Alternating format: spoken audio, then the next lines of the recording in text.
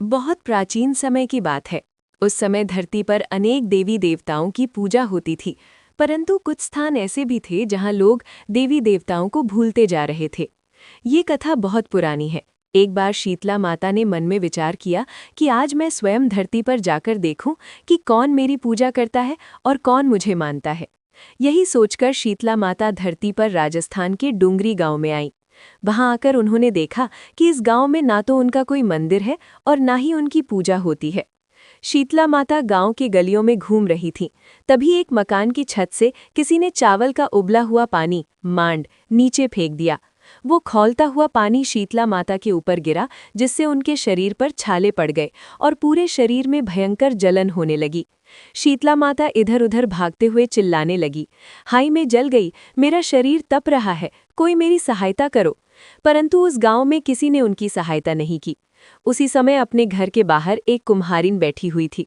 उसने देखा कि एक बूढ़ी माई बहुत बुरी तरह जल गई है। उसके पूरे शरीर पर छाले पड़ गए हैं और वो जलन सहन नहीं कर पा रही है। कुम्हारिन ने करुणा से कहा, माँ आप यहाँ आकर बैठ जाइए, मैं आपके ऊपर ठंडा पानी डालती हूँ। उस कुम्हारिन ने बूढ़ी माई के शरीर पर खूब ठंडा पानी डाला और फिर बोली, माँ मेरे घर में रात की बनी हुई राबड़ी और थोड़ा दही रखा है, आप दही राबड़ी खा लीजिए। जब बूढ़ी माई ने ठंडी ज्वार के आटे की राबड़ी और दही खाया तो उनके शरीर को ठंडक मिली। फिर कुम्हारिन बोली, माँ आपके बाल बिखरे हुए हैं, आइए मैं आपकी चोटी गूंथ देती हूँ। जब वो कंघी कर रही थी तभी उसकी दृष्टि बूढ़ी माई के सिर के पीछे पड़ी। उसने देखा कि वहां एक आंख छिपी हुई है। ये देखकर वो डर के मारे भागने लगी। तभी बूढ़ी माई ने कहा, रुक जा बेटी, मत डर, मैं कोई भूत प्रेत नहीं हूँ, मैं शीतला देवी हूँ। मैं तो धरती पर ये देखने आई थी कि कौन मुझे मानता है और कौन मेरी पूजा करता है। इतना कहते ही माता अपने वास्तविक रूप में प्रकट हो गई, 4 भुजाओं वाली, हीरे जवाहरात के आभूषण धारण किए हुए और सिर पर स्वर्ण मुकुट लगाए हुए। माता के दर्शन कर कुम्हारिन सोचने लगी कि अब वो इस माता को कहाँ बैठाए, क्योंकि वो बहुत गरीब थी। माता ने उसके मन की बात जान ली और बोली, बेटी तू किस सोच में पड़ गई है। कुम्हारिन ने हाथ जोड़कर आंखों में आंसू भरते हुए कहा, माँ मेरे घर में चारों ओर दरिद्रता फैली हुई है, ना मेरे पास चौकी है न बैठने का आसन, मैं आपको कहाँ बैठाऊं।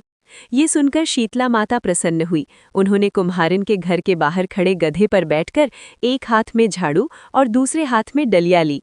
माता ने झाड़ू से उस कुम्हारिन के घर की सारी दरिद्रता समेटकर डलिया में भर दी और उसे दूर फेंक दिया।